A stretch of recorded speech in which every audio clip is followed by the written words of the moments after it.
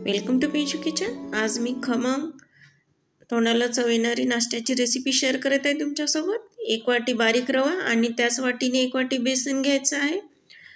बेसन तुम्ही घरी दळलेलं किंवा मार्केटमध्ये जो दुकानात मिळते ते घेतलं तरी चालते। चवीनुसार मीठ, अर्धा चमचा हळद, 1 कप दही। छान हे जिन्नस मिक्स करून घ्यायचे आहे।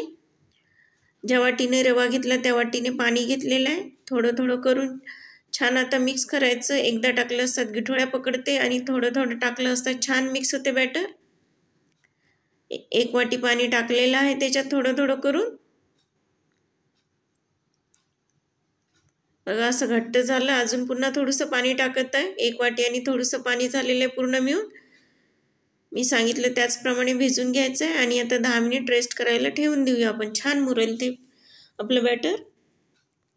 आता इथे मी 1 वाटी साखर, 1 कप पाणी छान हे विरघळून घ्यायचं आहे पाण्यात। तर साखर विरघळायला ठेवूया थोड्या वेळासाठी आपण। साखर विरघळेपर्यंत बघा बॅटर आपलं छान मुरलेलं आहे। 10 मिनिट झालेले आहे। तर मी इथे खायचा सोडा घेतलेला आहे। छान ते एका डायरेक्शनमध्ये मिक्स करून घ्यायचं आहे। ही एक महत्त्वाची टिप आहे। व्हिडिओ कुठेही स्किप न करता शेवटपर्यंत बघा। आवडल्यास सबस्क्राईब करा। आता मी इथे कुकरच्या डब्याला तेल लावून घेतलेलं आहे आणि त्यात हे बॅटर टाकलेलं आहे। तिकडे मी गॅसवर पातेल्यात पाणी गरम करायला ठेवलेलं आहे। 1 ग्लास। आता पाणी छान गरम झालेलं आहे। त्याच्यात आता हा बॅटर टाकलेला कुकरचा डब्बा ठेवूया आणि छान एक प्लेट झाकून ठेवलेली आहे।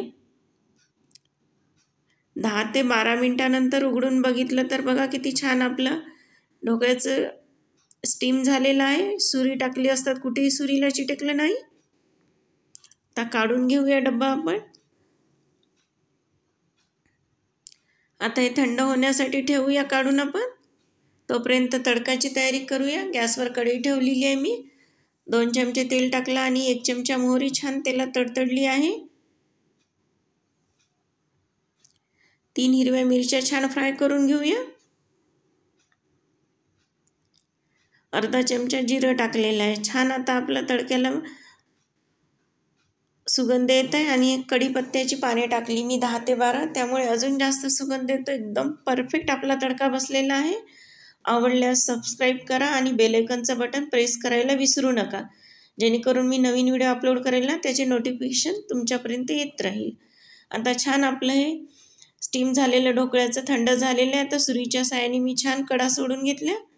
बघा एकदम परफेक्ट आणि सॉफ्ट आपलं स्पॉन्जी ढोकळ्याचं बॅटर तयार झालेलं आहे। मी तुम्हाला दाखवते। आता त्याच्यावर आपण ही शुगर सिरप सोडूया बनवलेलं। साखर मुरू घातली होती ती छान मुरलेली आहे पाण्यात। चारही बाजूने आपल्याला हे साखरेचं पाणी केलेलं सोडायचं आहे। आता त्याला कट मारूया सुरीच्या साहाय्याने। तुम्ही हवे त्या आकाराचे ढोकळ्याचे पीसेस बनवू शकता। तुम्ही अशाच प्रकारचा ढोकळा बनवता का मला कमेंट करून सांगा। सबस्क्राईब हे निःशुल्क केल्या जाते आणि लाईक सुद्धा। आता आपण कट मारलं ना त्यामध्ये सुद्धा हे शुगर सिरप सोडायचं आहे, म्हणजे आतपर्यंत ते ऑब्झर्व करते। आता हे ढोकळ्याचा आपण तडका दिलेलं तेल सोडूया याच्यावर। मोहरी, जिरं, मिरची, कढीपत्त्याचा वाव एकदम परफेक्ट आपला तडका सुद्धा बसलेला आहे। कोथिंबीर सोडूया।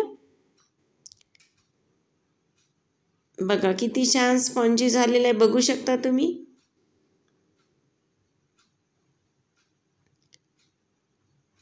तुम्हाला मला काही टिप्स सुचवायच्या असेल तर तुम्ही सुचवू शकता।